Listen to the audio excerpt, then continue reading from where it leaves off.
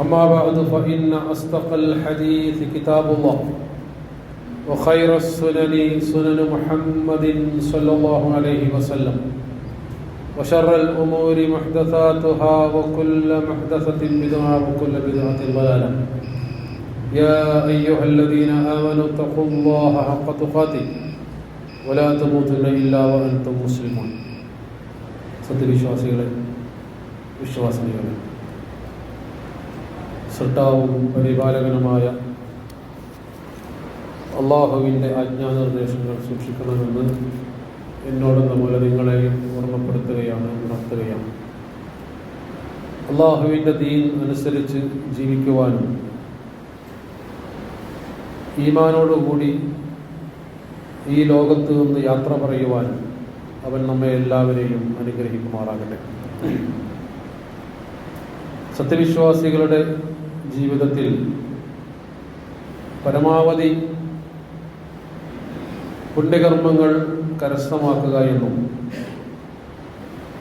നാളേക്ക് വേണ്ടി സമ്പാദിക്കുക എന്നതും വിശുദ്ധ ഖുർആൻ ജീവിതത്തിൻ്റെ ലക്ഷ്യമായി അവരെ പഠിപ്പിച്ച കാര്യമാണ്. അതിലേറ്റവും പ്രധാനപ്പെട്ട ഒന്നാണ് അള്ളാഹു അവർക്ക് നൽകിയ സമ്പത്തിൽ നിന്ന് നിർബന്ധമായും ഐച്ഛികമായും ഒക്കെ അവൻ്റെ മാർഗത്തിൽ ചെലവഴിക്കുക. വഅൻഫിഖൂ മിമ്മാ റസഖ്നാകും, നിങ്ങൾക്ക് നാം നൽകിയതിൽ നിന്ന് എന്നാ ഖുർആൻ പറഞ്ഞു. നമ്മളുണ്ടാക്കിയതോ നമ്മുടെ കരവിരുത് കൊണ്ടോ കൗശലം കൊണ്ടോ നേടിയെടുത്തതോ അല്ല, അള്ളാഹു നൽകിയത്, കുറച്ചു കാലം നമ്മളെ ഏൽപ്പിച്ചത് നാം. അതിൽ തന്നെ നിർബന്ധമായും നൽകേണ്ടുന്ന സക്കാത്ത് പോലെയുള്ള ധനവിനിയോഗമുണ്ട്, സദഖ പോലെയുള്ളതുണ്ട്. മരണാനന്തരം തങ്ങൾക്ക് ഗുണം ലഭിക്കുന്നതിനു വേണ്ടി ജാരിയായ സദഖ എന്ന രൂപത്തിൽ നൽകുന്ന സദഖകളുണ്ട്. അത് തന്നെ കുറച്ചുകൂടി വിപുലമായ രൂപത്തിൽ വലിയ സമ്പത്തുക്കൾ വഖഫായി നൽകുന്നവരുണ്ട്. അങ്ങനെ ഇസ്ലാമിലെ വിശ്വാസ കർമാനുഷ്ഠാനങ്ങളുമായി ബന്ധപ്പെട്ട് ഏറ്റവും ഹൃദയസ്പർശിയായി ഒരു മനുഷ്യൻ അവൻ്റെ ഈമാൻ തൊട്ടുകൊണ്ട് നിർവഹിക്കുന്ന ഒരു കർമ്മമാണ് വഖഫ് എന്ന് പറഞ്ഞത്. അതിന്ന് വലിയ ഒരു ചർച്ചാ വിഷയമായി എന്നത് ഒരു തെറ്റായ കാര്യമൊന്നുമല്ല. പക്ഷെ അതിനെ വക്രീകരിക്കുകയും അതിനില്ലാത്ത അർത്ഥകൽപ്പനകൾ നൽകുകയും അതിനെ ഒരു ഭീകര പദമായി അവതരിപ്പിക്കുകയും, വഖഫ് എന്ന് പറഞ്ഞാൽ ഒരു അന്യായമാണ്, അത് മറ്റുള്ളവരുടെ മുതലുകൾ അന്യായമായി കൈവശപ്പെടുത്തുന്നതിന് വേണ്ടി മുസ്ലിങ്ങൾ കൈയടക്കി വെച്ചിരിക്കുന്ന ഒരു നിയമമാണ് എന്ന രൂപത്തിലൊക്കെ വ്യാഖ്യാനിക്കുകയും അപ്രകാരം മാധ്യമങ്ങളിലൂടെ പ്രചരിക്കുകയും അതിൻ്റെ പേരിൽ വലിയ ചർച്ചകൾ സംഘടിപ്പിക്കപ്പെടുകയും ഒക്കെ ചെയ്യുന്ന ഒരു സമയത്താണ് നമ്മളിപ്പോൾ നിലകൊള്ളുന്നത്. മതപരമായ ആവശ്യങ്ങൾക്ക് വേണ്ടി അല്ലെങ്കിൽ ജീവകാരുണ്യപരമായ പ്രവർത്തനങ്ങൾക്ക് വേണ്ടി അല്ലെങ്കിൽ വരാനിരിക്കുന്ന കുടുംബക്കാരുടെ സൗഖ്യത്തിന് വേണ്ടിയൊക്കെ ഒരാള് അല്ലെങ്കിൽ ഒരു മുസ്ലിം, ഒരു വിശ്വാസി, മുസ്ലിമായ ഒരു വ്യക്തി മനസ്സറിഞ്ഞുകൊണ്ട് നൽകുന്ന ഇഷ്ടദാനം, ആ വ്യക്തിക്കുള്ള സ്വത്ത്, അത് അള്ളാഹുവിൻ്റെ മാർഗത്തിൽ. അപ്പോൾ അയാളുടെ ലക്ഷ്യം എന്ത് മാത്രമാണ്? എൻ്റെ മരണാനന്തരം ഞാൻ നൽകുന്ന, ഞാൻ അള്ളാഹുവിൻ്റെ മാർഗത്തിൽ ദാനം ചെയ്ത ഈ സ്വത്ത് എനിക്ക് ഉപകരിക്കണമെന്ന്. അതിന് നമ്മളൊരു ജനാധിപത്യ രാജ്യമെന്നുള്ള നിലയിൽ അതിന് ചട്ടവട്ടങ്ങളോടുകൂടിയ നിയമാവലികളുണ്ട്. 1923 മുസ്ലിം വഖഫ് ആക്ട് എന്ന പേരിൽ അതിനൊരു നിയതമായ രൂപം ഉണ്ടാകുന്നതിന് മുമ്പ് തന്നെ 1860കളിൽ 1862 സത്യത്തിൽ ഇതുമായി ബന്ധപ്പെട്ട് ഇന്ത്യ രാജ്യത്ത് ബ്രിട്ടീഷ് കാലഘട്ടത്തിൽ നിയമമുണ്ട്. അന്നത് റിലീജിയസ് എൻഡോവ്മെന്റ് ആക്ട് എന്ന പേരിലാണ് നിലവിൽ വന്നിരുന്നത്. അത് പിന്നീട് പരിഷ്കരിച്ചാണ് 1923 ആകുമ്പോഴേക്ക് മുസ്ലിം വഖഫ് ആക്ട് എന്ന പേരിൽ വരുന്നത്. 1954 പിന്നീട് അത് പരിഷ്കരിച്ച് വഖഫ് ആക്ട് എന്ന പേരിൽ കൂടുതൽ നിയമങ്ങൾ കൂട്ടിച്ചേർത്തുകൊണ്ട് സുരക്ഷിതമാക്കുകയുണ്ടായി. പിന്നീട് നമ്മുടെ രാജ്യത്ത് കാലാനുസൃതമായി 1959-ലും 64-ലും 84-ലും 95-ലും ഈ അവസാനം 2013-ലും ഒക്കെ അതിൽ ഭേദഗതികൾ വന്നിട്ടുണ്ട്. അപ്പോൾ അതിൽ പുതിയ സംഗതി ഒന്നുമല്ല. ഇപ്പൊ നടക്കുന്ന ചർച്ച കേട്ടാൽ തോന്നും മുസ്ലിങ്ങൾ ഇപ്പൊ ഉണ്ടാക്കിയ എന്തോ ഒരു പുതിയ നിയമമാണ്. 10 കൊല്ലത്തിനിടയിലാണ് ഇന്ത്യ രാജ്യത്ത് മുസ്ലിങ്ങൾക്ക് ഈ സ്വത്തെല്ലാം കൂടി കൈവശം വന്നത്. ഇന്ത്യൻ റെയിൽവേ കഴിഞ്ഞ് സൈന്യം കഴിഞ്ഞാൽ പിന്നെ ഏറ്റവും കൂടുതൽ സ്വത്തുക്കളുള്ളത് ഈ വഖഫ് ബോർഡിന്റെ കയ്യിലാണ്. അതും തെറ്റാണ്. ഇവിടെ ക്രിസ്തീയ സഭകളുടെ കയ്യിലാണ് പിന്നെ ഏറ്റവും കൂടുതൽ സമ്പത്തുള്ളതെന്നാണ് വേറെ ഒരു പഠനം. അതിന് താഴെ ഉള്ളതാണ്. അപ്പൊ അങ്ങനെ പല ക്രിസ്തീയ സഭകളുടെ പേരിൽ, അതേപോലെ ഗുരുദ്വാരകളുടെ പേരിൽ, ദേവസ്വത്തിന്റെ പേരിൽ ഒക്കെ ഉള്ളതുപോലെ തന്നെ ഇഷ്ടദാനമായി മുസ്ലിങ്ങൾ കൊടുക്കുന്ന, എന്താണ് അതിന് പ്രചോദനം? വിശ്വാസപരമായ നാട്ടിൽ കുഴപ്പമുണ്ടാക്കാനല്ല. ഒരു മനുഷ്യൻ അയാൾ പരലോകത്ത് തനിക്ക് ഉപകരിക്കണമെന്ന രൂപത്തിൽ വിശുദ്ധ ഖുർആനിലെ സൂറ ഹദീദിലെ 11-ാമത്തെ ആയത്താണ് അതിന്റെ ഒന്നാമത്തെ പ്രചോദനം എന്ന് പറയുന്നത്. എന്താണ്? മന്ദല്ലദീ യഖ്റിദുല്ലാഹ ഖർളൻ ഹസനാ, ആരുണ്ട് അല്ലാഹുവിന് നല്ല കടം കൊടുക്കുവാൻ തയ്യാറുള്ളവർ. പടച്ചതമ്പുരാൻ പരിചയപ്പെടുത്തുന്ന കട അങ്ങനെയാണ്. പടച്ചതമ്പുരാൻ പരിചയപ്പെടുത്തുന്ന കച്ചവടം അങ്ങനെയാണ്. ഇതിൽ നഷ്ടമില്ല. നമ്മൾ നാട്ടിലെന്തെങ്കിലും ബിസിനസ്സിൽ കൂടിയാൽ കിട്ടി പോയാൽ പോയി. ഇന്ന് മിക്കവാറും ബിസിനസ്സൊക്കെ അങ്ങനെയാണ്. അവനവരെ തന്നെ അവനവന് വിശ്വസിക്കാൻ കഴിയാത്തൊരു കാലത്ത് ബിസിനസ്സുകളൊക്കെ പലപ്പോഴും ഫ്ലോപ്പായി പോകും. പടച്ചവൻ ചോദിക്കുന്നത് നല്ല കടം, ഫയുളാഇഫഹു ലഹു, അവന് അള്ളാഹു അത് ഇരട്ടിപ്പിച്ചു കൊടുക്കും. ഷുവറാണ്. നല്ല കടാണോ? ഇരട്ടിപ്പിച്ചു കൊടുക്കും. അതിൽ വഞ്ചനയും ചതിയും വാക്കുമാറ്റവും അതേപോലെയുള്ള പ്രവർത്തനങ്ങളൊന്നുമില്ല. ഇന്ന വഅദല്ലാഹി ഹഖ് എന്ന് ഖുർആൻ പറഞ്ഞിട്ടുണ്ട്. അള്ളാഹുവിന്റെ വാഗ്ദാനം സത്യമാകും. മനുഷ്യന്മാര് പറഞ്ഞതിലല്ല, എന്തെങ്കിലും വർത്താനല്ല. പടച്ചതമ്പുരാന്റെ വാഗ്ദാനം സത്യമാകും. അങ്ങനെ അള്ളാഹുവിന് കടം കൊടുക്കുവാൻ തയ്യാറുള്ളവർ ആരുണ്ട്? വലഹു അജ്റുൻ കരീം, അത്തരക്കാർക്ക് അള്ളാഹു മാന്യമായ പ്രതിഫലം ഒരുക്കി വെച്ചിരിക്കുന്നു എന്ന് വിശുദ്ധ ഖുർആനിലെ സൂറ ഹദീദിലെ 11-ാമത്തെ ആയത്ത്. അതേപോലെ തന്നെ ഖുർആൻ അപ്രകാരമുള്ള ദാനധർമ്മങ്ങളെ വിശദീകരിച്ചുകൊണ്ട് പറഞ്ഞു, മൊത്തത്തിൽ പറഞ്ഞത് മസലുല്ലദീന യുൻഫിഖൂന അംവാലഹും ഫീ സബീലില്ലാഹ്. നോക്കൂ നിങ്ങൾ, ഖുർആൻ ഒരു വിശ്വാസിക്ക് നൽകുന്ന പ്രചോദനമാണ്. തന്റെ സമ്പത്ത് എങ്ങനെ വിനിയോഗിക്കണം. കോടികളുടെ ആസ്തി ഉണ്ടായിട്ട് 1 രൂപ സമൂഹത്തിന് വേണ്ടി ചെലവഴിക്കാത്തവനായി ഒരു വിശ്വാസിക്ക് ഇവിടെ ജീവിക്കാൻ കഴിയില്ല. അതൊരു വിശ്വാസത്തിന്റെ പ്രത്യേകത. അവൻ അറുക്കുന്ന കൈക്ക് ഉപ്പ് തേക്കാത്തവൻ എന്ന് പറയില്ലേ, പിശുക്കെന്ന് പറയില്ലേ, അതൊരു വിശ്വാസിയുടെ സ്വഭാവമല്ല, ധർമ്മിഷ്ഠനാണ്. ഇബാദുർ റഹ്മാന്റെ ഗുണങ്ങൾ വിശദീകരിക്കുന്നിടത്ത് ഖുർആൻ പറഞ്ഞത് വല്ലദീന ഇദാ അൻഫഖൂ ലം യുസ്രിഫൂ വലം യഖ്തുറൂ വകാന ബൈന ദാലിക ഖവാമ, വല്ലാത്ത പിശുക്ക് കാണിക്കുന്നവരും അല്ല, അമിതമായി ദൂർത്തടിക്കുന്നവരുമല്ല. അങ്ങനെ ഒരു മീഡിയം സ്റ്റാൻഡേർഡിൽ മാനുഷികമായ ഗുണങ്ങളും മൂല്യങ്ങളും മുറുകെ പിടിച്ചു പോകുന്നവനാണ് വിശ്വാസി. അവന് അള്ളാഹു പറയാണ്, അങ്ങനെ ചെലവഴിക്കുന്ന മനുഷ്യരുടെ ഉദാഹരണം. എന്തുകൊണ്ടാണ് ചെലവഴിക്കാൻ കാരണം? അങ്ങനെ ചെലവഴിക്കുന്ന ആളുകളുടെ ഉദാഹരണം അള്ളാഹുവിന്റെ മാർഗത്തിൽ ഫീ സബീലില്ലാഹ് കമസലി ഹബ്ബത്തിൻ അംബതത് സബ്അ സനാബില ഫീ കുല്ലി സുംബുലത്തിൻ മിഅതു ഹബ്ബ. ഒരു ധാന്യമണി, ആ ഒരു ധാന്യമണി കുഴിച്ചിട്ട് അത് 7 കതിരുകളായി മുളച്ചു പൊങ്ങി. ഫീ കുല്ലി സുംബുലത്തിൻ മിഅതു ഹബ്ബ, ഓരോ കതിരിലും 100 മണികൾ, അപ്പൊ 700ആയി. ഇതാണ് വിശുദ്ധ ഖുർആൻ ഇത്തരം നന്മകളെ ഉദാഹരിച്ചുകൊണ്ട് വിശ്വാസികളെ പഠിപ്പിച്ചത്. എന്നിട്ട് പറഞ്ഞു, വല്ലാഹു യുളാഇഫു ലിമൻ യശാ, അല്ലാഹു ഉദ്ദേശിക്കുന്നവർക്ക് അവൻ പിന്നെയും ഇരട്ടിയായി കൊടുക്കും. അല്ലാഹു വാസിയുൻ അലീം, അല്ലാഹു എല്ലാം അറിയുന്നവനാണ്. അല്ലാഹു വിശാലത കാണിക്കുന്നവനാണ്. അവന്റെ സിഫത്തുകളിൽപ്പെട്ടതാണ് വാസിയാണ്. അവൻ അലീമാണ്. നിങ്ങളുടെ ഓരോ സൂക്ഷ്മ പ്രവർത്തനങ്ങളെയും കൃത്യമായി നിരീക്ഷിക്കുകയും വിലയിരുത്തുകയും അതിന് ഇരട്ടിയായി പ്രതിഫലം നൽകുകയും ചെയ്യുന്നവൻ. റസൂൽ സല്ലല്ലാഹു അലൈഹി വസല്ലമയിൽ വന്നിരിക്കുന്ന ഹദീസിൽ ഒരു കാരക്കക്ക് സമാനമായ ശുദ്ധമായ സമ്പാദ്യത്തിൽ നിന്ന് കാരക്കക്ക് സമാനമായത് കൊടുത്താൽ ഒരു മനുഷ്യൻ അയാളുടെ കുതിരക്കുട്ടിയെ ലാളിച്ചു വളർത്തുന്ന പോലെ വളർത്തി അള്ളാഹു അതിനെ വലുതാക്കും എന്ന് ഹബീബായ സല്ലല്ലാഹു അലൈഹി വസല്ലം ഒരു ഹദീസിൽ വിശദീകരിച്ചു. മാത്രവുമല്ല, വിശുദ്ധ ഖുർആനിലെ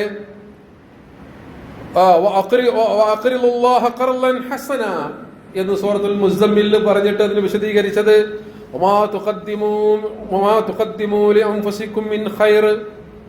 സ്വന്തം ദേഹങ്ങൾക്ക് വേണ്ടി നിങ്ങൾ എന്തൊരു നന്മ മുൻകൂട്ടി ചെയ്താലും തജിദൂഹു ഇൻദല്ലാഹ്, അല്ലാഹുവിന്റെ അടുക്കൽ നിങ്ങൾ അത് കാണുക തന്നെ ചെയ്യുന്ന. അല്ലാഹുവിങ്കിൽ ഏറ്റവും ഗുണകരമായത് അതാ. വഇൻദല്ലാഹി ഹുവ ഖൈറുൻ വഅബ്ഖാ വഅഅ്ളമു അജ്റാ, ഖൈറുൻ വഅഅ്ളമു അജ്റാ. അല്ലാഹുവിന്റെ അടുക്കൽ ഏറ്റവും പ്രതിഫലത്തിന് അർഹമായ, പ്രതിഫലാർഹമായ കാര്യമായി അല്ലാഹു അതിനെ വളർത്തിക്കൊണ്ടുവരുന്നു. അതുകൊണ്ടാണ് അബൂ തൽഹത്തുൽ അൻസാരി റളിയല്ലാഹു അൻഹു വിശുദ്ധ ഖുർആനിലെ സൂറ ആലു ഇമ്രാനിലെ 92-ാമത്തെ ആയത്ത്, ലൻ തനാലുൽ ബിർറ ഹത്താ തുൻഫിഖൂ മിമ്മാ തുഹിബ്ബൂൻ വമാ തുൻഫിഖൂ മിൻ ഷൈഇൻ ഫഇന്നല്ലാഹ ബിഹി അലീം എന്ന് പറയുന്ന ആയത്തിറങ്ങിയപ്പോ എന്താ ഇതിന്റെ ആശയം? നിങ്ങൾ ഏറ്റവും ഇഷ്ടപ്പെടുന്നതിൽ നിന്ന് നിങ്ങൾ ചിലവഴിക്കുന്നത് വരെ നിങ്ങൾക്ക് പുണ്യം പ്രാപിക്കുവാൻ കഴിയുകയില്ല എന്നാണ്. ഫിത്ർ സക്കാത്തിന് അരി കൊടുക്കുമ്പോ അതെന്നാ റേഷൻ കടയിൽ നിന്ന് വാങ്ങി വെച്ചാൽ കുറച്ച് അരി അവിടെ ബാക്കിയുണ്ട്, അത് കൊടുത്താളിന്നല്ല. നമ്മളൊരാൾക്ക് ദാനം കൊടുക്കുമ്പോ അപ്പൊ കീശയിൽ ഇങ്ങനെ കൈയിട്ട് കഴിഞ്ഞാൽ പോകുമെന്ന് സംശയമുള്ളൊരു നോട്ട് എടുത്ത് കൊടുക്കുക എന്നുള്ളതല്ല, ഇഷ്ടപ്പെട്ടത് കൊടുക്കണം എന്നാണ്. ലൻ തനാലുൽ ബിർറ, നിങ്ങൾക്ക് പുണ്യം പ്രാപിക്കാൻ കഴിയില്ല. ഏതുവരെ? ഹത്താ തുൻഫിഖൂ, നിങ്ങൾ ചിലവഴിക്കുന്നത് വരെ. ഏതിൽ നിന്ന്? മിമ്മാ തുഹിബ്ബൂൻ, നിങ്ങൾ ഇഷ്ടപ്പെടുന്നതിൽ നിന്ന് നിങ്ങൾ ചിലവഴിക്കണം. വമാ തുൻഫിഖൂ മിൻ ഷൈഇൻ ഫഇന്നല്ലാഹ ബിഹി അലീം, നിങ്ങൾ എന്ത് ചിലവഴിച്ചാലും അള്ളാഹു അറിയുന്ന. അപ്പൊ മദീന പള്ളിയുടെ മുമ്പിൽ പണക്കാരനായ അബൂ തൽഹത്തുൽ അൻസാരി റളിയല്ലാഹു അൻഹുവിന് മദീന പള്ളിയോട് ചേർന്ന് തോട്ടമുണ്ട്. ആ തോട്ടത്തിൽ അദ്ദേഹം എല്ലാ ദിവസവും പള്ളിയിൽ നിന്ന് പുറത്തിറങ്ങിയിട്ട് അതിലെ ഫലവൃക്ഷങ്ങളെയൊക്കെ തലോടി അതിലെ സസ്യലതാദികളെ ശുശ്രൂഷിച്ച് പുഴുക്കളുണ്ടെന്നൊക്കെ നോക്കി, അങ്ങനെ ഉണ്ടാവുമല്ലോ നമുക്ക് ഇഷ്ടമുള്ള ഒരു തോട്ടം, അതിലിങ്ങനെ പരിചരിച്ച് അതിലൂടെ ഇങ്ങനെ ചുറ്റി നടന്ന് മനോഹരമായ തോട്ടം. റസൂൽ സല്ലല്ലാഹു അലൈഹി വസല്ലം ആ തോട്ടത്തിലൂടെ സഞ്ചരിക്കാറുണ്ടായിരുന്നു, അതിൽ നിന്ന് വെള്ളം കുടിക്കാറുണ്ടായിരുന്നു എന്നൊക്കെ ചരിത്രം പറയുന്നുണ്ട്. ബൈറുഹ എന്ന് പറയുന്ന തോട്ടം, ആ തോട്ടമാണല്ലോ എനിക്ക് ഏറ്റവും ഇഷ്ടപ്പെട്ടത്. ചരിത്രത്തിന്റെ ഒരു ഭാഗം പറയുന്നത് ഈ ആയത്തിറങ്ങി അബൂ തൽഹത്തുൽ അൻസാരി പടച്ചവൻ പറഞ്ഞത് ഇത് കൊടുക്കണം എന്നാണല്ലോ എന്ന് മനസ്സിലാക്കി ആ ദാനം, ആ തോട്ടം അള്ളാഹുവിന്റെ മാർഗത്തിൽ ഞാൻ ദാനം ചെയ്തിരിക്കുന്നു എന്ന് പ്രഖ്യാപിക്കുന്ന സമയത്ത് ഭാര്യയും മക്കളൊക്കെ തോട്ടത്തിലുണ്ടെന്നാ കയറിപ്പോകാൻ പറഞ്ഞു, അള്ളാഹ്ക്ക് കൊടുത്തു എന്ന് പറഞ്ഞു. അങ്ങനെ ദാനം ചെയ്തു. നമ്മുടെ ജില്ലയിൽ ഒരു പള്ളി വികസിപ്പിക്കണം, സ്ഥലമില്ല, തൊട്ടടുത്ത് താമസിക്കുന്ന ആള് ടൗണിന്റെ നടുവിലാണ്. അദ്ദേഹം ആ പള്ളി വികസിപ്പിക്കാൻ ആവശ്യമായ സ്ഥലം പള്ളിക്ക് കൊടുത്തു. വീടിന്റെ പണിയൊക്കെ പൂർത്തിയാക്കി. ഒരു സുഹൃത്ത് പറഞ്ഞു, നിങ്ങൾ നിങ്ങളുടെ വീട്ടിന് ബൈറുഹ എന്ന് പേരിടണം. ചരിത്രത്തിൽ ഉല്ലേഖനം ചെയ്യപ്പെട്ട ആ പേരാണ് ആ വീട്ടിനിട്ടത്, ബൈറുഹ. പൊന്നാണിയിലാണ് ആ സംഭവം. നിങ്ങളിപ്പോ പോയാൽ അങ്ങനെ വീട് കാണാം, അങ്ങനെ ചരിത്രമുണ്ട്. അങ്ങനെയുള്ള മനുഷ്യന്മാർ ഇപ്പോഴും ഉണ്ട്. കരള് പറിച്ചു കൊടുക്കുന്നത് പോലെ അള്ളാഹുവിന്റെ മാർഗത്തിൽ നിസ്വാർത്ഥമായി ദാനം ചെയ്യുന്ന ആളുകൾ. അതാണ് ഇസ്ലാമിലെ വഖഫ് എന്ന് പറഞ്ഞാൽ. പക്ഷെ ഇന്ന് ഞാൻ നേരത്തെ പറഞ്ഞതുപോലെ ഈ രൂപത്തിലൊക്കെ വ്യാഖ്യാനിക്കണം. അങ്ങനെ വഖഫാക്കുമ്പോൾ തന്നെ എന്തൊക്കെ നിയമാവലികളുണ്ട്. വഖഫ് സ്വീകാര്യമാകണമെങ്കിൽ 5-8 നിബന്ധനകൾ പറഞ്ഞ കൂട്ടത്തിൽ പ്രധാനപ്പെട്ടത് പ്രായപൂർത്തിയായ ആളായിരിക്കണം വഖഫ് ചെയ്യേണ്ടത്. പ്രായപൂർത്തിയാകാത്ത ആൾക്ക് വഖഫ് ചെയ്യാൻ കഴിയില്ല. അതേപോലെ തന്നെ നിർണിതമായ വസ്തു ഇന്ന വസ്തുവാണ് എന്ന് കൃത്യമായി പറയണം. അത് പൊതുവായ കാര്യത്തിനാണോ കുടുംബത്തിന് വേണ്ടിയാണോ? വഖഫുൽ ഔലാദ് എന്നൊക്കെ പറയുന്ന വലിയ ചർച്ച നടക്കുന്നുണ്ടല്ലോ. അനന്തരാവകാശികളായി വരുന്ന ആളുകൾക്ക് വേണ്ടി വഖഫ് ചെയ്യാം. അവർക്ക് ആ സ്വത്ത് അവരുടേതായി ഉപയോഗിക്കാൻ കഴിയില്ല, അതിൽ നിന്ന് ആദായം എടുത്ത് ജീവിക്കാം. അതാണ് അനന്തരാവകാശികൾക്കുള്ള വഖഫ് എന്ന് പറഞ്ഞാൽ. അത് ഇത്ര തലമുറ വരെ എന്ന് വേണമെങ്കിൽ പറയാം, ഇന്ന അവകാശികൾക്കാണെന്ന് വേണമെങ്കിൽ പറയാം. അങ്ങനെ പൊതുവാണോ കുടുംബത്തിനാണോ എന്ന് പറയണം. വഖഫ് ചെയ്യുന്ന ആളുടെ പൂർണ്ണമായ സ്വത്തിന്റെ ഉടമസ്ഥാവകാശം അയാൾക്ക് തന്നെയായിരിക്കണം. ഇതൊക്കെ നിബന്ധനയാണ്. അതേപോലെ തന്നെ വാക്കിഫിന്റെ കുടുംബത്തിന് അതിന്റെ അനന്തരാവകാശം എടുക്കാൻ അവകാശം ഉണ്ടാവില്ല. പിന്നെ പൂർണ്ണമായും അള്ളാഹുവിന്റെ മാർഗത്തിലാണ്. അതേപോലെ തന്നെ സ്ഥായിയായ വസ്തുക്കളാണ് വഖഫ് ചെയ്യേണ്ടത്. ഭക്ഷണം വഖഫ് ചെയ്യാൻ കഴിയില്ല, കാരണം ഭക്ഷണം തിന്നു കഴിഞ്ഞാൽ പോവല്ലോ. വേറെ ഉദാഹരണം അതിൽ പറഞ്ഞത് സുഗന്ധം, അതൊക്കെ താൽക്കാലികമായി ഉപയോഗിക്കുന്ന സാധനങ്ങൾ, അതൊക്കെ സ്വതക്ക ചെയ്യാം. അതിന് സ്വതക്ക എന്നാ പറയാം. വഖഫ് ആകണമെങ്കിൽ സ്ഥിരമായി നിലനിൽക്കുന്ന സമ്പത്തായിരിക്കണം. അപ്പൊ ഇന്നിപ്പോ വലിയൊരു പ്രശ്നം, ഇപ്പൊ മുനമ്പം വഖഫുമായി ഒക്കെ ബന്ധപ്പെട്ട് ഫാറൂഖ് കോളേജിന് 400 ഏക്കർ അന്ന് വഖഫ് ചെയ്തു. പിന്നെ ആ കാലത്ത് അങ്ങനെ പോയി നോക്കേണ്ട ആവശ്യമില്ലാത്തത് കൊണ്ട് അത് പിന്നീട് പല ആളുകളും അതിൽ കടന്നുകൂടി, അങ്ങനെ അവർ താമസക്കാരായി. ഇപ്പൊ അവരുടെ ഭാവി അരക്ഷിതാവസ്ഥയിലാണ്. അത് വലിയ ചർച്ചയിലേക്ക് പോയി. അതിനെ എങ്ങനെ വർഗീയമായി ഉപയോഗപ്പെടുത്തിയിട്ട് 4 വോട്ടാക്കാൻ കഴിയുമെന്ന നെട്ടോട്ടത്തിലാണ് നമ്മുടെ നാട്ടിൽ പല ആളുകളുള്ളത്. സത്യത്തിൽ നമ്മൾ വഖഫ് ചെയ്യുന്ന ആളുകളൊക്കെ വാചികമായ വഖഫിനപ്പുറം ഇസ്ലാമിലെ പൊതുവായൊരു നിബന്ധന എന്താ വെച്ചാൽ നമ്മളൊക്കെ ശ്രദ്ധിക്കേണ്ട ഒരു കാര്യം, മുമ്പത്തെ പോലെയല്ല. ഇന്ന് ഡോക്യുമെന്റേഷനൊക്കെ കുറച്ചുകൂടി സ്ട്രിക്റ്റ് ആയ കാലഘട്ടമായതുകൊണ്ട് ഇസ്ലാമിൽ പൊതുവായ ഒരു കാര്യത്തിൽ നമ്മളൊരു കരാറുണ്ടാക്കുകയാണെങ്കിലും കടമിടപാടുകളാണെങ്കിലും ഒക്കെ എഴുതി വെക്കണം എന്നുള്ളത് ഇസ്ലാമിന്റെ ഒരു ബേസിക് റൂളാണ്. വിശുദ്ധ ഖുർആനിലെ ഏറ്റവും വലിയ ആയത്ത് ഏതാണ്? വിശുദ്ധ ഖുർആനിലെ ഏറ്റവും വലിയ ആയത്ത് ദൈനാണ്. എന്തായാലും പരാമർശം എന്താ? ദൈൻ എന്ന് പറഞ്ഞാൽ കടവുമായി ബന്ധപ്പെട്ട ആയത്താണ് ഖുർആനിലെ ഏറ്റവും വലിയ ആയത്ത്. ഒരു പേജ് മുഴുവൻ ആയത്താ. ആ ആയത്തിൽ പറയുന്ന കാര്യങ്ങൾ പാലിച്ചുകൊണ്ട് സത്യത്തിൽ ഇന്ന് മുസ്ലിം സമൂഹത്തിൽ ഒരു കടം കൊടുക്കലും നടക്കുന്നില്ല. ആരെങ്കിലും എഴുതിയേക്കാറുണ്ടോ? സാക്ഷികൾ ഉണ്ടാവാറുണ്ടോ? അപ്പൊ പലപ്പോഴും ഇങ്ങനെയുള്ള വിഷയങ്ങൾ വക്രീകരിച്ചു പോകുവാൻ നമ്മൾ മുസ്ലിം സൊസൈറ്റിയും ഒരു കാരണമാകുന്നുണ്ട്. അത് നമ്മൾ പഠിക്കണം. അതിലാവശ്യമായി ജാഗ്രത പാലിക്കണം. വിശുദ്ധ ഖുർആൻ പറഞ്ഞ മുൻകരുതലുകൾ പാലിക്കണം. ഇസ്ലാമിക ശരീഅത്ത് പറഞ്ഞ ചട്ടവട്ടങ്ങൾ പാലിക്കണം. അതില്ലാത്തത് കൊണ്ടുള്ള ചില പ്രയാസങ്ങൾ ഇല്ലാതില്ല എന്ന് പറയാൻ പറ്റില്ല. അപ്പൊ 2 സാക്ഷികൾ മിനിമം ഉണ്ടായിരിക്കണം. റിട്ടേൺ ഡോക്യുമെന്റ് ആയിട്ട് വെക്കണം എന്നുള്ളതൊക്കെ നമ്മൾ സാന്ദർഭികമായി ആലോചിക്കേണ്ട വിഷയമാണ്. അപ്പൊ എല്ലാ സ്വത്തിനു മുകളിലും ഇങ്ങനെ കടന്നുകയറി അവകാശവാദം ഉന്നയിക്കാൻ വഖഫ് ബോർഡിന് അധികാരമുണ്ട്. ആ നിയമമാണ് വഖഫ് അമെൻഡ്മെന്റ് ബില്ല് 2024 പാർലമെന്റ് നടപ്പിലാക്കുന്നത്. ഇതൊരു കാടൻ നിയമമാകുന്നു എന്നൊക്കെ പറഞ്ഞിട്ട് തമിഴ്നാട്ടിലെ ഒരു ഗ്രാമത്തിലെ ഉദാഹരണം എല്ലാ ചർച്ചയിലും ഉദ്ധരിക്കും. ഒറ്റപ്പെട്ട സംഭവങ്ങൾ നമ്മൾ ജനറലൈസ് ചെയ്യാൻ പാടില്ല. ഏതൊരു വിഷയത്തിന്റെ ചർച്ചയിലും അതിന്റെ ഒരു ബേസിക് തിയറി എന്താ? ഒറ്റപ്പെട്ട സംഭവങ്ങളെ നമ്മൾ സാമാന്യവൽക്കരിക്കരുത്. അപ്പൊ നമ്മുടെ ഒരു നാട്ടിൽ അറിയപ്പെടുന്ന തറവാട് ഒരു കുടുംബം, ആ കുടുംബത്തിൽ ഒരാള് ഒരു വൃത്തികേട് ചെയ്തു വെക്കാം, നമ്മൾ ആ കുടുംബക്കാരൊക്കെ മോശക്കാരറിയാൻ പാടുണ്ടോ? ഇത് ഒറ്റപ്പെട്ട സംഭവമാണ്. അയാൾ സംഭവിച്ച ഒരു അപാകത അങ്ങനെ പറയാൻ പാടില്ലല്ലോ. മലപ്പുറം ജില്ലയിൽ ഒരു പ്രശ്നം ഉണ്ടായാലും മലപ്പുറം ജില്ലക്കാരൊക്കെ മോശം എന്ന് പറയാൻ പാടില്ല. മുസ്ലിം കമ്മ്യൂണിറ്റിയിൽ പ്രശ്നം ഉണ്ടായാലും മുസ്ലിങ്ങളൊക്കെ അങ്ങനെ സാമാന്യവൽക്കരിക്കാൻ പാടില്ല. തമിഴ്നാട്ടിലെ തിരുച്ചന്തു എന്ന് പറയുന്ന ഒരു ഗ്രാമത്തിൽ ഒരു കർഷകൻ അദ്ദേഹത്തിന്റെ 1 ഏക്കർ ഭൂമി വിൽക്കാൻ പോയപ്പോ രജിസ്റ്റർ ഓഫീസിൽ നിന്ന് അദ്ദേഹത്തോട് പറഞ്ഞു, ഇതിൽ നിങ്ങൾക്ക് പ്രശ്നമുണ്ട്, ഇത് വഖഫ് ഭൂമിയാണ് എന്ന് നോട്ടീസ് വന്നിട്ടുണ്ട് എന്നൊക്കെ പറഞ്ഞിട്ട്. അപ്പൊ അത് മാത്രമല്ല, ആ ഗ്രാമം മൊത്തം വഖഫ് ഭൂമിയാണ് എന്ന അവകാശവാദമുണ്ട്. അവിടെ 1500 വർഷം പഴക്കമുള്ള ഒരു ക്ഷേത്രമുണ്ട്. പിന്നെ എങ്ങനെയാണ് ഇസ്ലാം ഉണ്ടായിട്ട് 1400 കൊല്ലമായിട്ടുള്ളൂ അങ്ങനെയൊക്കെയാണ് പോണത്. പിന്നെ എങ്ങനെ അവകാശം ഉന്നയിക്കുക? ഇത് മധ്യപ്രദേശിലുണ്ട്, അവിടെ ഉണ്ട്, ഇവിടെ ഉണ്ട് എന്നൊക്കെ പറഞ്ഞിട്ട് അതിനെ ഒരു വർഗീയ മതപരമായ ധ്രുവീകരണത്തിലേക്ക് നോക്കൂ നിങ്ങൾ. അങ്ങനെ ഒരു അവകാശവാദം. ഇപ്പൊ ഈ മുനമ്പത്ത് നടന്ന സംഭവത്തിൽ തന്നെ ഫാറൂഖ് കോളേജാണ് അതിന്റെ കസ്റ്റോഡിയൻസ് എന്ന് പറഞ്ഞാൽ. ഫാറൂഖ് കോളേജിൽ ബന്ധപ്പെട്ട അതിന്റെ കമ്മിറ്റിയോ അതിന്റെ മാനേജ്മെന്റോ മുനമ്പത്ത് ഇപ്പൊ താമസിക്കുന്ന ആളുകളെ ഒഴിപ്പിക്കണം എന്ന് പറഞ്ഞിട്ട് ഒരു പെറ്റീഷനും കൊടുത്തിട്ടില്ല, വഖഫ് ബോർഡും കൊടുത്തിട്ടില്ല. അത് പൊതു താല്പര്യ ഹർജിയായിട്ട് പോയതാ, പരിശോധിക്കണമെന്ന്. കേരളത്തിൽ അറിയപ്പെടുന്ന മുസ്ലിം സംഘടനകളൊന്നും തന്നെ അവിടെ കുടിയേറിപ്പാർത്ത ആളുകളെ തെരുവിലേക്ക് ഇറക്കണമെന്ന് ഒരു പ്രസ്താവന പോലും ഇറക്കിയിട്ടില്ല. ചില സംഘടനക്കാരൊക്കെ പറഞ്ഞത് അവരുടെ അവകാശങ്ങൾക്ക് വേണ്ടി അവരുടെ കൂടെ സമരം ചെയ്യണമെന്നാണ്. അതാ ഇസ്ലാമിന്റെ വിശാലത. അപ്പൊ ഈ വിഷയത്തെ അങ്ങനെ വക്രീകരിച്ചു കൊണ്ടുപോകണം. ഇപ്പൊ അങ്ങനെ കയ്യേറിയിരിക്കുന്നു എന്നൊരു പരാതി വഖഫ് ബോർഡിന് ലഭിച്ചാൽ തന്നെ ഇക്കാര്യത്തിൽ ട്രിബ്യൂണലിൽ സമീപിക്കാനും അത് തെളിയിക്കാനും ഒക്കെയുള്ള അവകാശം ആർക്കുണ്ട്? അവിടെ താമസിക്കുന്ന ആളുകൾക്കുണ്ട്. ഈ വഖഫ് ട്രിബ്യൂണലിന്റെ വിധി ഇപ്പൊ സാധാരണ അങ്ങനെയാണ് ഇപ്പൊ വാദം വരുന്നത്. വഖഫ് ട്രിബ്യൂണൽ വിധിച്ചാൽ പിന്നെ അതിൽ അപ്പീൽ ചെയ്യാം. വെറുതെ പറയണം. വഖഫ് ട്രിബ്യൂണലിന്റെ വിധിക്ക് അപ്പുറം തന്നെ സിവിൽ കോടതിയിൽ കേസുകൾ നടക്കുന്നുണ്ട്. ഇപ്പൊ നമ്മൾ ഈ തമിഴ്നാട്ടിൽ പറഞ്ഞ ഈ തിരുച്ചന്തു എന്ന് പറയുന്ന ഗ്രാമത്തിലെ ആ കേസ് തന്നെ കോടതിയിലുള്ള കേസാണ് ഇപ്പോ. വഖഫ് ബോർഡിൽ നിന്ന് പോയിട്ടുണ്ട്. അപ്പൊ അതൊക്കെ വെറുതെ പറയണം. അതിന് അപ്പുറം തന്നെ ഇപ്പൊ റിവിഷൻ പെറ്റീഷൻ കൊടുക്കാറുണ്ട് ആളുകൾ. അതേപോലെ തന്നെ സുപ്രീം കോടതിയിൽ പോകാറുണ്ട്. ഹൈക്കോടതിയിൽ പെറ്റീഷൻ പോയ കേസ് എത്ര കേസുകളുണ്ട് വഖഫ് കേസുകളിൽ.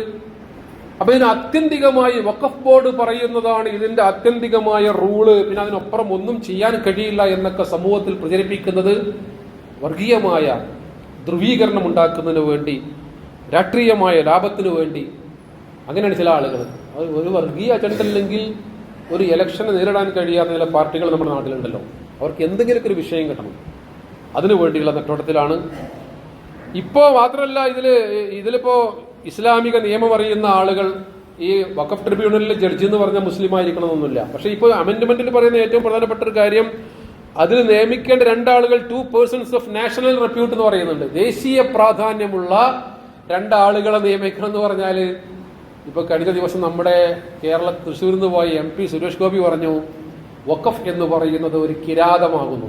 വഖഫ് എന്ന് പറയുന്ന കിരാതം, ഇങ്ങനെയൊക്കെ പറഞ്ഞ ആളുകളാണ് ഇപ്പൊ നാഷണൽ റെപ്യൂട്ടേഷൻ ഉള്ള ആളുകൾ. മഹാത്മാഗാന്ധിയെ കൊന്ന ആളുകളെ അപ്രീഷിയേറ്റ് ചെയ്ത നമ്മുടെ പ്രത്യാ സിംഗ് ഠാക്കൂറിനെ പോലെയുള്ള മുസ്ലിങ്ങൾക്കെതിരെ നിരന്തരമായി വിഷം വമിച്ചുകൊണ്ടിരിക്കുന്ന അതേപോലെ തന്നെയുള്ള MP-മാരൊക്കെ ഇഷ്ടം പോലെ ഉണ്ടല്ലോ. അങ്ങനെയുള്ള ആളുകളൊക്കെ ഈ ദേശീയ പ്രാധാന്യമുള്ള ബഹുമാനരായ ആളുകളാണ്. അവരൊക്കെ വഖഫ് ബോർഡിൽ വന്നാൽ എങ്ങനെ ഉണ്ടാകും? അപ്പോൾ വഖഫ് ട്രിബ്യൂണലിൽ നിന്ന് എന്താണ് ഇപ്പോഴത്തെ അമെൻഡ്മെന്റിൽ ഏറ്റവും വലിയ പ്രശ്നം എന്ന് പറഞ്ഞാൽ, വഖഫ് ട്രിബ്യൂണലിൽ നിന്ന് പൂർണ്ണമായ അധികാരം കലക്ടർമാരിലേക്ക് പോവാണ്. കലക്ടർമാരാണ് ഇതിൽ പൂർണ്ണമായി ഇനി കാര്യങ്ങൾ ഡോക്യുമെന്റ് പരിശോധിച്ച് തീർപ്പ് കൽപ്പിക്കുക. ഇതുമായി ബന്ധപ്പെട്ടൊരു ചർച്ചയിൽ ഒരു നിയമവിശാരദൻ പറഞ്ഞ ഒരു കാര്യം എനിക്ക് പ്രത്യേകം ശ്രദ്ധേയമായി തോന്നിയത്, നോർത്ത് ഇന്ത്യയിലൊക്കെയുള്ള പല കലക്ടർമാരും കുമ്പിടാൻ പറഞ്ഞാൽ മുട്ടിൽ ഇഴയുന്ന ആളുകളാണ്. അവർ ഇത്തരം വിഷയങ്ങളിൽ എപ്രകാരമുള്ള തീരുമാനമായിരിക്കും എടുക്കുക എന്ന് ചോദിച്ചാൽ വളരെ ഏകപക്ഷീയമായിരിക്കും.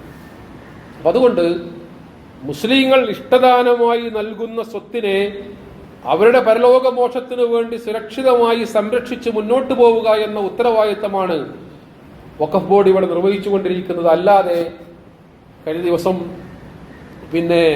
കേന്ദ്രമന്ത്രിയായിട്ടുള്ള പ്രഹ്ലാദ് ജോഷി പറഞ്ഞത്, മുസ്ലിങ്ങൾ ഈ മുനമ്പം വിഷയം വന്നപ്പോഴാണ് പറഞ്ഞത്, മുസ്ലിങ്ങൾ വഖഫിന്റെ പേരിൽ വഖഫ് ജിഹാദ് നടത്തുകയാണ്.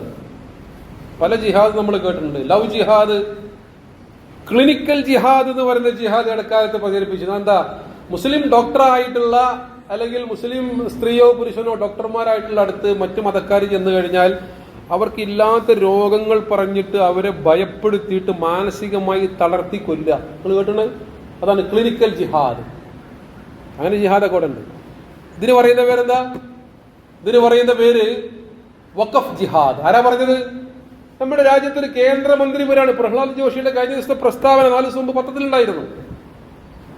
തുഷാർ വെള്ളാപ്പള്ളി പറഞ്ഞത്, കൽപ്പാത്തിയിലുള്ള ഹിന്ദുക്കൾ താമസിക്കുന്ന പ്രദേശത്തിന്റെ മുകളിൽ പോലും മുസ്ലിങ്ങൾ അവകാശവാദം ഉന്നയിക്കാൻ സാധ്യതയാണ്. നോക്കൂ നിങ്ങൾ എങ്ങനെയാണ് ഇതിനെ വർഗീയമായി ദുരുപയോഗപ്പെടുത്തുന്നതെന്ന്. അതുകൊണ്ട് എന്താണ് വഖഫ് എന്നും അത് എത്ര വിശുദ്ധമായ ഒരു പദമാണ് എന്നും അത് കൊടുക്കുന്ന ഒരു മനുഷ്യൻ എത്ര വിശുദ്ധമായ ഒരു പ്രതിഫലമാണ് ആഗ്രഹിക്കുന്നത് എന്നും പലപ്പോഴും നമ്മുടെ സമൂഹത്തിന് അന്യമായ ഒരു കാര്യമാണ്. നമ്മുടെ സഹോദരങ്ങളെ, സഹപ്രവർത്തകരെ, നമ്മുടെ കൂടെ നിൽക്കുന്ന ആളുകളെ, ഇതര മത്സരായ ആളുകളൊക്കെ അതിന്റെ യഥാവിധി പറഞ്ഞ് മനസ്സിലാക്കി. ഇസ്ലാമിലെ ടെർമിനോളജി ഒക്കെ ഈ കാലത്ത് വല്ലാതെ ദുർവ്യാഖ്യാനം. ജിഹാദ് എന്ന് പറയുന്ന പദത്തിന് ഇംഗ്ലീഷ് ഡിക്ഷണറി എടുത്തു നോക്കിയാൽ കാണാൻ കഴിയുന്നത് it's A fight against the enemies of Islam എന്നാണ്. ഇസ്ലാമിന്റെ ശത്രുക്കൾക്കെതിരെയുള്ള പോരാട്ടമാകുന്ന ജിഹാദ്. ഇസ്ലാമിന് അങ്ങനെ ജിഹാദിന്റെ ഒരു ഭാഗമായി യുദ്ധം ഖിതാൽ വരുന്നുണ്ടെങ്കിലും ജിഹാദ് എന്ന് പറഞ്ഞാൽ അതിന്റെ ഒന്നാമത്തെ ഘട്ടം ആത്മസമരമാണ്. സമൂഹത്തിൽ നമ്മൾ ഉണ്ടായി കാണണമെന്ന് ആഗ്രഹിക്കുന്ന എല്ലാ നന്മകൾക്കും വേണ്ടിയുള്ള ഒരു വിശ്വാസിയുടെ പോരാട്ടമാണ് ജിഹാദ് എന്ന് പറഞ്ഞാൽ. അതാണ് കഴിഞ്ഞ ഖുതുബയിൽ നമ്മൾ പറഞ്ഞ ഹദീസ് നോക്കൂ നിങ്ങൾ. അസ്സാഇ അലൽ അർമിലതി കൽ മുജാഹിദീന ഫീ സബീലില്ലാഹ്. വിധവകൾക്ക് വേണ്ടി അധ്വാനിക്കുന്നവൻ, ഭർത്താവ് മരിച്ചു, ആ വിധവകളെ സംരക്ഷിക്കുവാൻ വേണ്ടി ഫീൽഡിൽ ഇറങ്ങുന്ന ആളാരാ? ജിഹാദ് ചെയ്യുന്നവനാണ്. അവിടെ യുദ്ധമുണ്ടോ? കൽ മുജാഹിദീന ഫീ സബീലില്ലാഹ്. നബി സല്ലല്ലാഹു അലൈഹി വസല്ലം അടുത്ത് വന്നൊരു സഹാബി പറഞ്ഞു, നബിയെ ഞാനും യുദ്ധത്തിന്. അപ്പോൾ റസൂൽ ചോദിക്കുകയാണ്, നിന്റെ പ്രായമായ മാതാപിതാക്കൾ വീട്ടിലുണ്ടോ? ഉണ്ട്. ഫർജിഅ ഇലൈഹിമാ, നീ അവരിലേക്ക് മടങ്ങിപ്പോ, അവിടെയാണ് നിന്റെ ജിഹാദ് എന്ന് പഠിപ്പിച്ച ഹബീബായ സല്ലല്ലാഹു അലൈഹി വസല്ലമയുടെ ദീനാണിത്. ഇസ്ലാം എന്ന് പറഞ്ഞാൽ റസൂൽ പഠിപ്പിച്ച ദീനാണ്. അതുകൊണ്ട് സഹോദരങ്ങളെ, നമുക്കൊക്കെ വലിയ ബാധ്യതയുണ്ട്. നമ്മുടെ ഭാഗത്തു നിന്ന് ഈ വിഷയം വഴിതിരിഞ്ഞു പോകാതിരിക്കാനുള്ള ജാഗ്രത നമ്മൾ പാലിക്കേണ്ടതുണ്ട്. അല്ലാഹു സുബ്ഹാനഹു വ തആല കാര്യങ്ങളെ യഥാവിധി മനസ്സിലാക്കി അവന്റെ മാർഗത്തിൽ നിഷ്കളങ്കരായി മുന്നോട്ട് പോകുവാനും കലിമത്ത് തൗഹീദ് ഉച്ചരിച്ചുകൊണ്ട് മരിക്കുവാനും നമുക്കെല്ലാവർക്കും തൗഫീഖ് നൽകി അനുഗ്രഹിക്കുമാറാകട്ടെ.